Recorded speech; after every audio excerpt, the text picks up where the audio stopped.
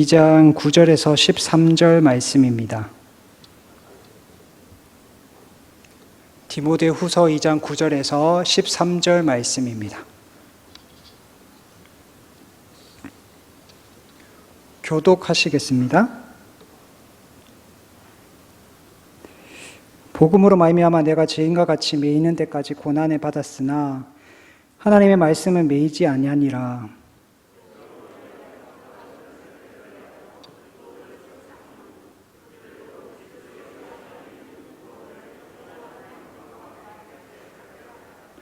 미쁘다 이 말이여, 우리가 주와 함께 죽었으면 또한 함께 살 것이요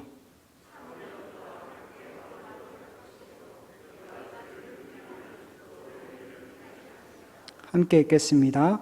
우리는 미쁨이 없을지라도 주는 항상 미쁘시니 자기를 부인하실 수 없으시리라.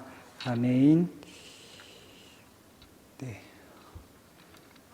제가 수요기도에는 계속 디모데후서를 보고 같이 말씀을 듣고 있습니다. 바울은 오늘 2장 13절까지 오면서 고난에 대해서 참 많은 말들을 했습니다. 먼저 바울은 자신이 지금 고난받고 있다는 사실을 알려주는데요. 1장 12절에 보시면 내가 또 이 고난을 받대라고 말씀하고 있고요. 2장 9절에 보시면 복음으로 말미암아 내가 죄인과 같이 매이는 데까지 고난을 받았으나 라고 자신이 지금 고난받고 있는 상태라는 사실을 알려주고 있습니다. 또한 바울은 디모데에게 고난을 받으라고 권면하고 있는데요. 1장 8절을 보시면 복음과 함께 고난을 받으라 라고 말씀하고 있고요. 2장 3절에는 나와 함께 고난을 받으라 라고 말씀하고 있습니다. 바울 자신이 고난을 받고 있는 그 고난을 함께 받자고, 너도 고난을 받으라고 말씀하고 있습니다. 바울이 쓴 편지들을 보면 고난에 대해서 참 쉽게 이야기한다는 느낌을 받습니다. 디모데후서를 전에 설교할 때도 이 말씀을 잠깐 드렸었는데요. 바울에게 디모데는 영적 아들이죠. 아들에게 나와 함께 고난을 받자라고 말하는 게 좀 이상하지 않습니까? 보통 자녀들에게 나와 함께 하나님의 은혜를 누리자, 하나님의 복을 받자, 이런 긍정적인 메시지나 나와 함께 즐거워하자, 기뻐하자, 이런 얘기를 하고 싶어 하지, 고난을 받자, 고난을 받으라, 이런 말을 잘 하지 않습니다. 같이 고생하자는 말이지 않습니까? 우리가 자녀들에게 거의 하지 않는 말이죠. 우리는 자녀들이 나보다 조금 더 편하게 생활했으면 하는 게 모든 부모들의 마음이지 않습니까? 나보다 조금 더 편하게 살았으면 해서, 나보다 조금 더 잘 살았으면 해서 어렸을 때 그렇게 공부하라고 그렇게 잔소리하지 않습니까? 저희 아버지께서도 목회하셨는데 자녀들이 아무도 목회하기를 바라지 않으셨습니다. 이유는 굉장히 단순한데요. 아버지께서 목회하시면서 너무 고생을 많이 하셔서 자녀들이 하지 않기를 바라셨습니다. 부모는 자녀들이 힘들거나 아프거나 괴롭거나 고통스러운 일을 하지 않기를 바랍니다. 그냥 그런 일 없이 편안하게 살았으면 하는 게 모든 부모의 마음이지 않습니까? 근데 바울은 디모데에게 고난을 받으라, 나와 함께 고난을 받자, 그렇게 말하고 있습니다. 바울은 어떻게 고난에 대해서 이렇게 쉽게 말할 수 있는지 모르겠습니다. 이유를 생각해 보자면 바울은 고난의 대가이기 때문이죠. 조금 다르게 표현하면 고난의 달인이죠. 디모데후서를 쓰고 있는 지금도 복음 때문에, 그리스도 때문에 고난을 받고 있는 상황이죠. 지하 감옥에 갇혔고 쇠사슬에 매여 있습니다. 바울이 받은 고난에 말하자면 끝이 없는데요. 제가 고린도후서 11장 24절에서 27절 말씀을 가져왔습니다. 길어서 다 읽어드릴 수는 없고 굉장히 유명한 고난에 대한, 바울이 얼마나 많은 고난을 받았는지에 대한 이야기들을 지금 말하고 있는데요. 뭐 옥에 갇히고 맞고 죽을 뻔하고 배에서 갇혀갖고 나오지도 못하고 수많은 위협과 위험으로부터 엄청 고생했다 이야기, 구구절절 이야기하고 있거든요. 이런 고난을 무릅쓰면서 견디면서 지금까지 바울은 걸어온 것입니다. 참 대단하지 않습니까? 이런 고난을 당하면 하나님께서 자기에게 주신 소명을 포기할 만한데 절대 포기하지 않습니다. 오히려 바울은 디모데에게 이 고난을 지금 같이 받자고 얘기하고 있거든요. 본인이 고난을 받아봤으니까 같이 받자고 이야기할 수 있긴 합니다. 자기가 당해보지 않은 일을 당하자고 말하는 것은 할 수 없는 일이니까요. 그런데 이런 이야기를 들으면 어떻습니까? 맞아, 내가 고난을 당해야지, 받아야지, 이런 생각이 듭니까? 아니면 피할 수 있으면 피하고 싶다라는 생각이 듭니까? 저는 솔직히 후자에 가깝습니다. 피할 수 있으면 피하고 싶습니다. 고난받기보다는 편하게 생활하고 싶고 편하게 신앙생활하고 싶은 게 솔직한 저의 마음입니다. 여러분들은 저와 같지 않으시죠? 네. 이전에 교회에 있을 때 제가 심적으로, 영적으로, 또 개인적으로 굉장히 이제 엄청난 압박을 받았던 시간들이 있습니다. 힘들었던 시간들. 그래서 그 당시는 목회를 그만둬야겠다라고 생각할 정도로 어떤 눌림이나 회의감에 굉장히 짓눌렸던 시간들이 있었거든요. 결국 그 시간들 견디지 못하고 저는 그 교회를 이제 사임하게 되었었는데요. 그때 함께 중고등부 교사로 섬기셨던 선생님이 책 한 권을 선물해 주셨습니다. 책 제목 아시는 분들 아실 건데 내가 죽고 예수로 사는 사람이라는 책을 선물해 주셨습니다. 그때 제가 이제 겉으로는 감사하다고 인사를 드렸지만 속으로는 참 너무한다라고 생각을 했습니다. 왜냐하면 저는 목회를 그만둘 정도로 너무 괴로웠었거든요. 심정적으로 너무 괴롭고 힘들어서 너무 힘들어하고 있는데 나는 죽고 예수로 사는 사람 이러면서 책을 주면서 더 고생해봐라 뭐 이런 느낌으로 주는 것 같아요. 그런 의도로 준 건 아니었을 건데 한 번 더 좀 더 고생해봐라 뭐 이런 마음으로 주신 것처럼 느껴져갖고 굉장히 힘들었었습니다. 물론 지금 돌이켜보면 제가 그때 내가 죽지 못해서 그랬었구나, 내가 살려고 발부둥 쳐서 그랬었구나 이런 생각이 드는데요. 당시에 너무 괴롭고 힘들어서 그 어려운 현실을 버티지 못하고 제가 도망쳤던 기억이 있습니다. 여러분들은 어떻습니까? 고난을 받으라는 이 바울의 권면의 말씀을 기쁨으로 받고 있습니까? 아니면 고난은 좀 피하고 싶은데 이런 생각 여전히 가지고 있습니까?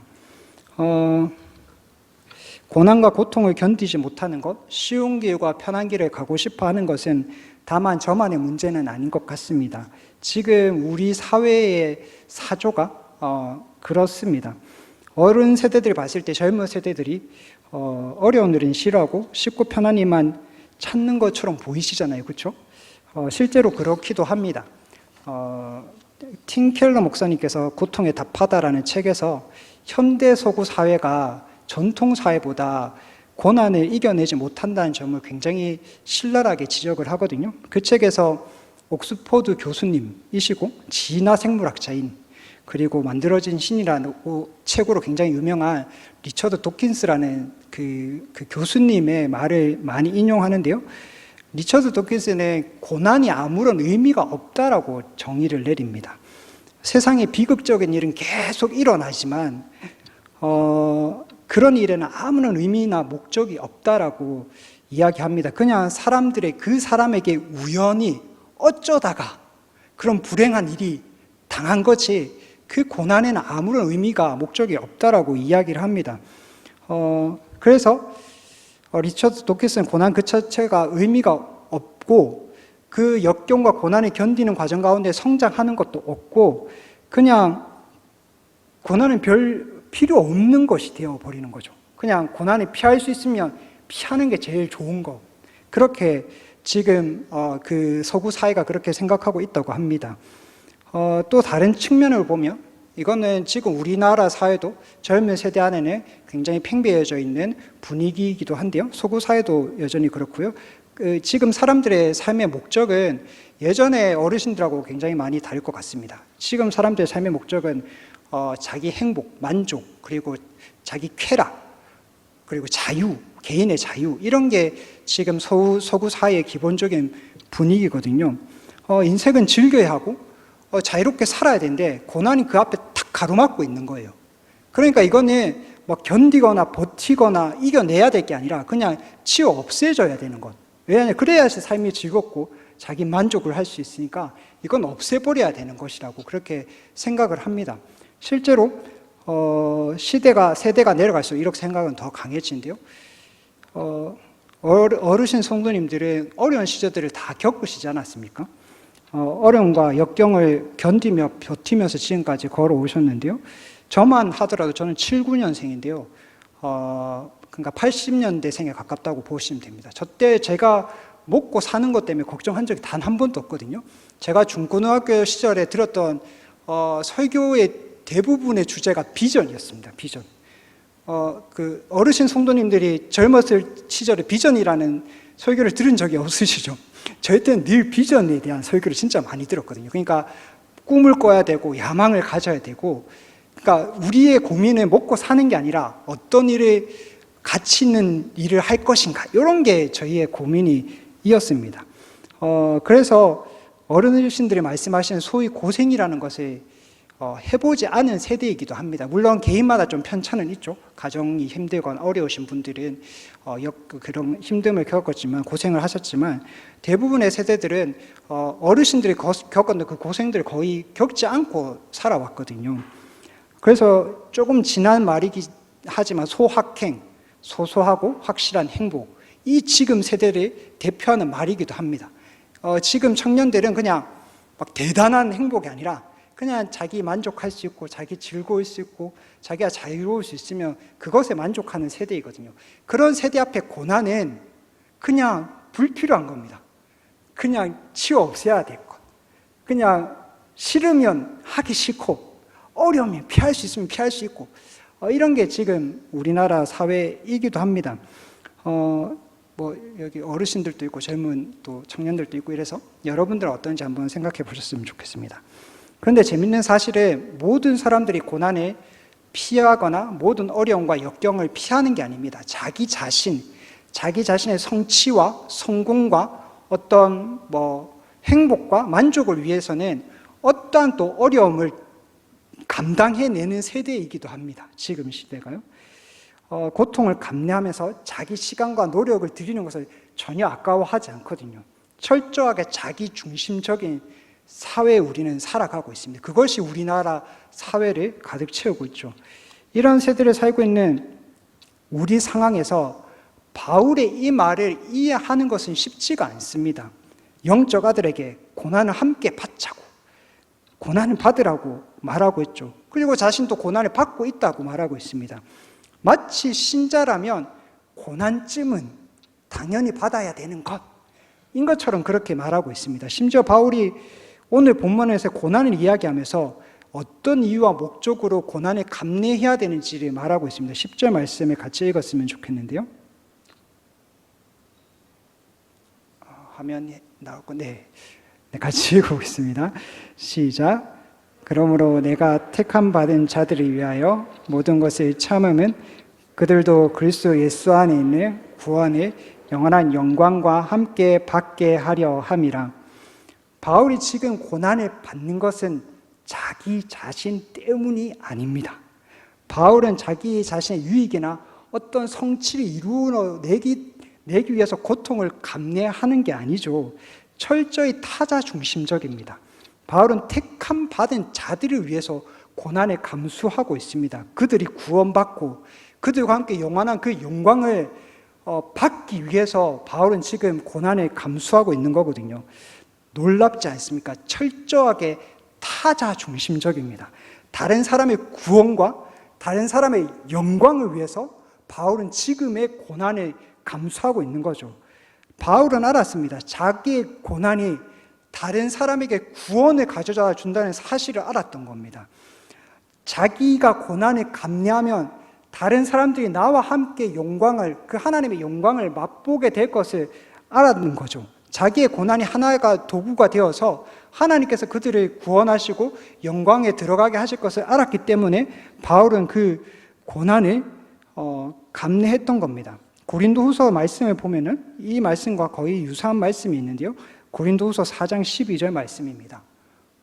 네, 그런즉 사망은 우리 안에 역사하고 생명은 너희 안에 역사하느니라. 바울을 비롯한 동역자들 안에는 무엇이 역사하냐면 사망이 역사합니다. 그리고 고린도 교회 성도 안에는 생명이 역사하고 있습니다. 바울 안에 역사하는 이 사망이라는 말이 무엇일까요? 10절과 11절 말씀을 보면 알 수 있는데요. 보이시죠? 네, 줄 끈 것만 보시면 됩니다. 우리가 항상 예수의 죽음을 몸에 짊어 짐은 이라는 말이 있고요. 항상 예수를 위하여 죽음에 넘겨 짐은 같은 의미인데요. 바울을 비롯한 동역자들은 예수 그리스도 위하여 죽음과 같은 상황, 고난받는 상황에 넘겨지고 있다는 말입니다. 예수께서 고난받으시고 예수님께서 죽으신 것처럼 그러한 일들이 지금 자기들의 몸에도, 자기들의 상황에도 그런 고난들이 닥쳐오고 날마다 닥쳐오고 있다는 말씀입니다. 8절과 9절을 보면요, 바울은 사방으로 우겨쌈을 당하고 있고요, 답답한 일을 당하고 있고요, 박해를 받고 있고 거꾸로 뜨임을 늘 받고 있다고 이야기하고 있죠. 이런 고난을 늘 당하고 있습니다. 예수님께서 당하신 그 고난과 죽음과 같은 그 고난을 자기들도 날마다 받고 있다고 이야기하고 있습니다. 바울이 이렇게까지 고난을 받는 까닭이 무엇이냐면 8절, 9절 다시 잠시만요. 10절, 11절 다시 보시면 이렇게까지 고난을 받는 까닭은 그리스도의 생명이 나타나게 위해서, 그리스도의 생명이 나타나게 하기 위해서 이런 고난을 자기들이 몸에 받고 있다고 그렇게 고백하고 있는 것입니다. 사망은 다시 12절, 이렇게 이 말씀을 가지고 12절로 다시 돌아가면, 그런즉 사망은 우리 안에 역사하고 생명은 너희 안에 역사하느니라. 사망은 바울과 바울의 동력자들이 사망과 같은 그 고난을 자기들 몸에 받고 있는데, 그 순간에 고린도 교회 성도들 안에는 무엇이 일어나고 있냐면 생명이, 예수 그리스도의 생명이 역사하고 있다라는 말씀을 하고 있는 겁니다. 자기들이 고난받는 그 고난을 하나님께서 도구를 삼아서 신자들의 삶 가운데 생명의 역사를 일으키고 있다고 바울은 고백하고 있는 것입니다. 바울은 이 일을 알았기 때문에 오늘 본문에서도 여전히 그 고난에 자기가 버티며 견디고 있다고 말씀하고 있는 거죠. 이 일이 가능한 까닭은 모든 사람들이 이 시대의 고난을 싫어하고 할 수만 있으면 고난을 피하고 싶고 자기 자신만을 위해서 고통을 감내하는 이런 세대를 살아가고 있는데, 근데 바울은 전혀 다르게 자기 자신을 위해서가 아니라 다른 사람의 구원과 영광을 위해서, 철저하게 다른 사람을 위해서 그 고난에 감내할 수 있는 그 이유는 무엇이냐면, 여러분 답은 다 알고 계실 것입니다. 예수께서 우리에게 생명을 주시기 위해서 하신 일이, 예수께서 우리에게 구원을 주시고 영광을 들어가게 하시기 위해서 예수께서 하신 일이 죽음이었기 때문입니다. 예수님은 많은 열매를 맺기 위해서 자신이 하늘의 미랄이 되셨죠. 죽지 아니하면 열매를 맺을 수 없지만 죽으면 많은 열매를 맺을 수 있다는 것을 아셨기 때문에 십자가에 달려 죽으신 것입니다. 예수님의 고난 다간심과 죽으심은 철저하게 다른 사람을 위한 것이었죠. 자기 자신을 위한 것이 아니었습니다. 예수님은 사람이 보기에도, 심지어 하나님이 보시기에도 아무런 죄를 짓지 않으셨습니다. 그런데도 불구하고 예수님은 죽으셨죠. 왜죠? 우리를 구원하시기 위해서, 우리에게 생명을 주시기 위해서, 우리를 그 영원한 그 영광에 참여하기 위해서 예수님은 우리를 위해서, 나를 위해서 죽어주신 거죠. 예수님의 죽음은 우리를 살리는, 우리에게 생명을 주는 죽음이었습니다. 생명을 받은 이들은, 그 생명을 받은 우리는 기꺼이 고난받고 죽을 수 있는 그 생명을 부여받은 사람들입니다. 바울이 그렇게까지 타인을 위해서, 다른 사람의 구원을 위해서 고난받기를 주저하지 않을 수 있었던 단 하나의 이유는 예수 그리스도의 생명이 그 안에서 약동하고 있었기 때문입니다.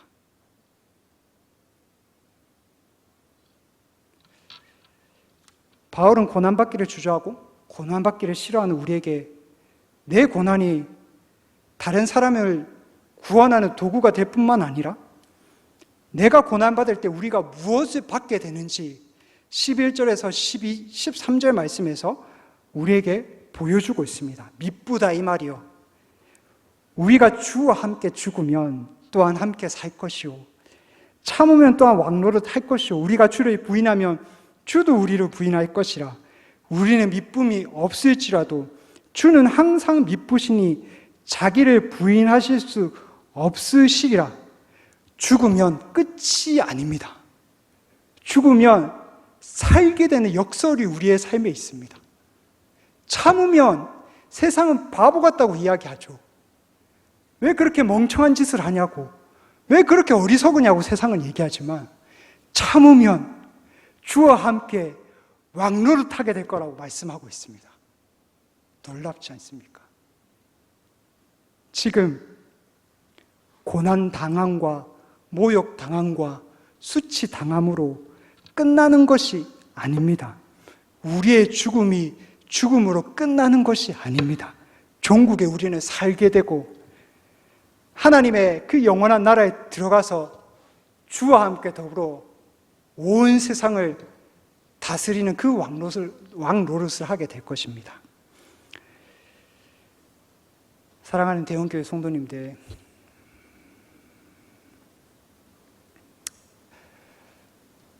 저와 함께 고난을 받읍시다.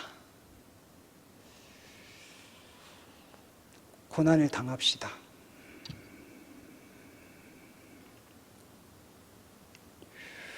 솔직히 저도 자신이 없고요. 할 수만 있으면 고난 따위는 피하고 싶습니다. 가능하면 편하게 신앙생활하고 싶고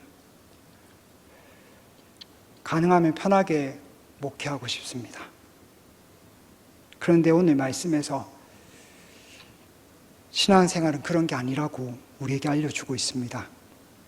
예수 믿는 일, 예수 따르는 일, 그런 게 아니랍니다. 예수께서 고난 당하시고 죽음 당하셔서 생명을 낳으셨죠. 그래서 우리가 이 자리에 앉아 있습니다.